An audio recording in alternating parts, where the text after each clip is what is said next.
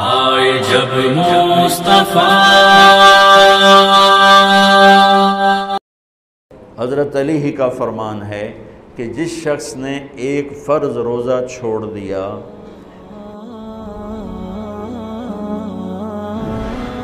رمضان کیوں کہتے ہیں؟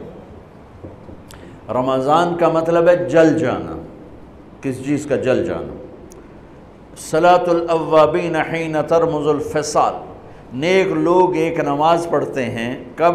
جب اونٹ کے پاؤں جلنے لگیں، اونٹ کے پاؤں جب جلنے لگیں، اونٹ کے بچے کے پاؤں جب جلنے لگیں۔ تو رمضان میں جل جانا، اس کا روزے سے کیا تعلق ہے؟ اس کا روزے سے تعلق یہ ہے کہ 360 دن سال میں ہوتے ہیں چاند کے لحاظ سے، 330 دن کے گناہ اللہ رمضان کے روزوں میں ہر روز میرے آپ کے گناہ جلاتا ہے، جلاتا ہے، جلاتا ہے۔ بھوک لگتی ہے، ایک آگ بنتی ہے، پیاس لگتی ہے، ایک آگ بنتی ہے۔ تو ہمارے لکڑی کی آگ میں چیزیں جلتی ہیں اور ہماری بھوک، روزے کی بھوک کی آگ میں گناہ جلتے ہیں، اور 29ویں روزے اللہ سارے سال کے گناہوں کو جلا کے روزہ والا یا روزے والی کو ایسے پاک کر دیتا ہے جیسے آج ماں کے پیٹ سے نکلا ہو، ایسے ان کو خوبصورت کر دیتا ہے۔ حج کا مہینہ آیا، اعمال اسی طرح ہیں جیسے ہوتے ہیں۔ رمضان کا مہینہ آیا تو میرے نبی کا اعلان ہو گیا، ایک فرض 70 فرض کے برابر ہو جاتا ہے۔ کمال ہے، نفل فرض کے برابر۔ فرض اور نفل میں فرق کیا ہے؟ حضرت علی ہی کا فرمان ہے کہ جس شخص نے ایک فرض روزہ چھوڑ دیا، پھر قیامت تک اس کی قضا میں نفل روزے رکھتا رہا، تو ایک روزے کا یہ سارے روزے بدلہ نہیں ہو سکتے۔ ایک نماز چھوڑ دی اور پھر اس کی قضا میں قیامت تک نفل پڑھتا رہا، تو فرض نماز کی ایک رکعت کے ایک سجدے کے برابر بھی نہیں ہے۔ فرض میں اتنی طاقت ہے۔ تو اللہ کی رحمت کیسے متوجہ ہوتی ہے کہ رمضان کے مہینے میں اللہ فرماتے ہیں میرے محبوب کی امت ہے، ایک فرض کو 70 کے برابر کر دو، اور پھر فرماتے ہیں نفل کو فرضوں کے برابر کر دو، اور پھر فرماتے ہیں جو رات کو تراویح پڑھے گا، دن میں روزہ رکھے گا، آخری رات اسے ایسے دھو کے پاک کر دوں گا کہ اس کے ذمے گناہ کا ایک ذرہ بھی باقی نہیں بچے گا، سب گناہ اللہ تعالیٰ اس کے معاف فرما دے گا۔ اور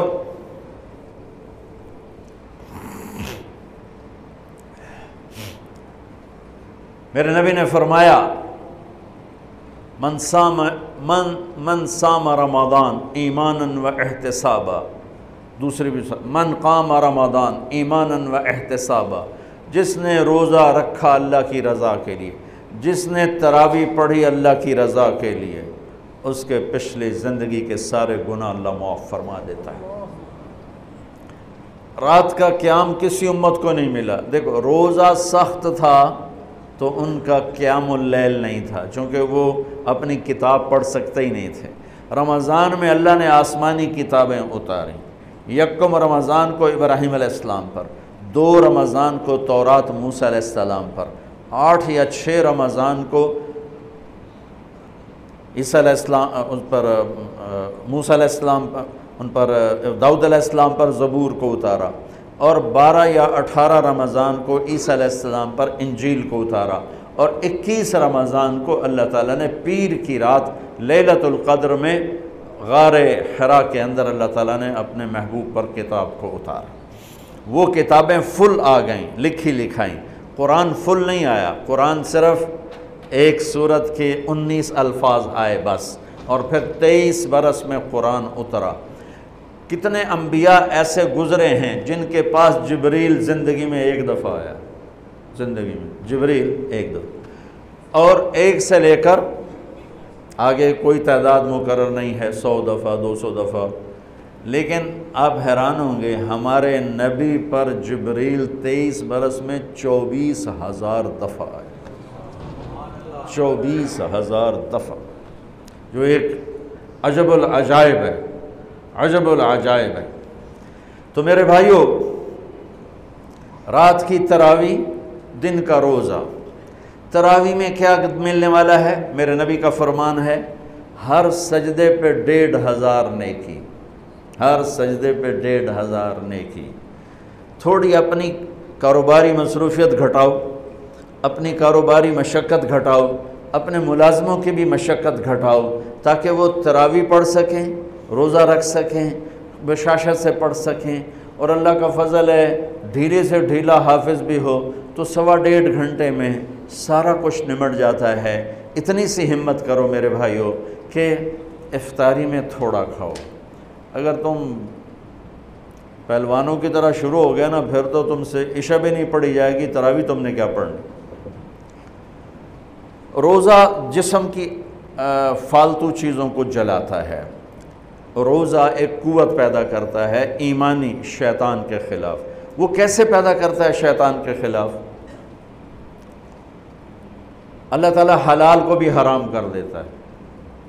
جب بیوی کو بھی شہوت سے دیکھنا حرام ہو گیا اور یہ اس پہ قابو پا گیا تو اوروں کی عزت کو یہ حرام نظر سے کیوں دیکھے گا؟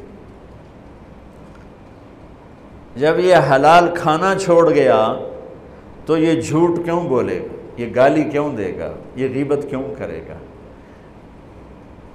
جب یہ کان میں دوائی ڈالنا چھوڑ گیا کہ روزہ ٹوٹ جاتا ہے تو یہ اوروں کی غیبت کیوں سنے گا، اوروں کی برائی کیوں سنے گا؟ جب یہ آنکھ میں دوائی نہیں ڈالتا ہے کہ وہ حلق میں جاتی، وہاں سے وہ پیٹ میں چلی جاتی ہے، روزہ ٹوٹ جاتا ہے، تو یہ ان آنکھوں سے غلط کیوں دیکھے گا؟ یہ غلط کیوں کسی کی عزت کے اوپر اپنی بددیانت نظر کو ڈالے گا؟ تو جب یہ اندھیرے میں بند کمرے میں ٹھنڈا پانی پڑا ہوا ہے اور ہاتھ نہیں لگاتا ہے اور اللہ کا دھیان اسے یاد ہوتا ہے کہ اللہ دیکھ رہا ہے، نہاتے ہوئے ہونٹ بند کر لیتا ہے کہ کوئی پانی کا قطرہ منہ میں نہ چلا جائے اور میرا روزہ نہ ٹوٹ جائے، خراب نہ ہو جائے، تو یہ جب اللہ کا اتنا دھیان اس کو نصیب ہو جاتا ہے کہ اللہ دیکھ رہا ہے، ورنہ کیا کسی کو کیا خبر کہ میں 2 گلاس پانی پیتا یا میں پیاس سے بول رہا ہوں۔ تو جب وہ اللہ کو اتنا اپنے دھیان میں لے آتا ہے کہ اللہ دیکھ رہا ہے، میں پانی نہیں پیوں گا، اللہ دیکھ رہا ہے، میں بیوی کو ہاتھ نہیں لگاؤں گا، اللہ دیکھ رہا ہے، میں کسی کی عزت پر بری نظر نہیں ڈالوں گا، اللہ دیکھ رہا ہے، میں کسی کی برائی نہیں سنوں گا، اللہ دیکھ رہا ہے، میں کسی کی برائی نہیں کروں گا، تو پھر جب یہ بازار میں جائے گا تو جھوٹ تو نہیں بولے گا، جب یہ تولے گا تو غلط تو نہیں تولے گا۔ ہاں یہ الگ بات ہے، بہت سے مجھے ملے کہ جب بس رمضان میں جھوٹ چھوڑ دیتے ہیں، اس تو بعد پھر شروع ہو جاوی تھا رمضان میں رشوت نہیں لیتا ہوں، اس تو بعد پھر شروع ہو جاتا ہے۔ تو چلو شکر ہے 1 مہینہ تو مسلمان رہتے ہیں۔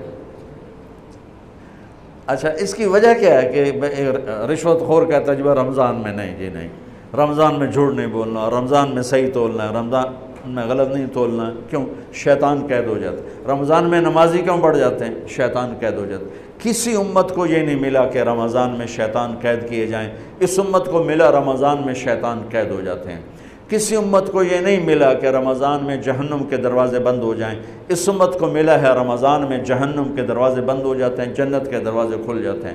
کسی امت کو یہ نہیں ملا کہ ان کے لیے ہر مخلوق دعا کرے، رمضان کے مہینے میں اس امت کو یہ ملا ہے کہ ان کے روزہ رکھنے والوں کے لیے چونٹیاں بھی دعا کرتی، پرندے بھی دعا کرتے ہیں، مچھلیاں بھی دعا کرتی ہیں، ہوائیں دعا کرتی ہیں، ہر شے دعا کرتی ہے روزہ رکھنے والے کی۔ اس امت کو ملا۔ کسی امت کو یہ نہیں ملا کہ آخری رات ان کی سب کی بخشش ہو جائے، اس امت کو ملا ہے کہ رمضان کی آخری رات سب کی بخشش ہو جاتی۔ کسی امت کو یہ نہیں ملا کہ جنت کی حوریں انہیں روزوں میں یاد کریں، اس امت کو ملا ہے کہ اللہ تعالیٰ جنت کو کہتا ہے کہ تو تیار ہو جا، میک اپ کر لے، میرے بندے آ رہے ہیں، دلہن بن جا، سج دھج کے مجھے دکھا دے تاکہ میں اپنے بندوں کو پیش کروں تحفے کے طور پر۔ یہ ہے تمہاری بھوک کا بدلہ، یہ ہے تمہاری پیاس کا بدلہ۔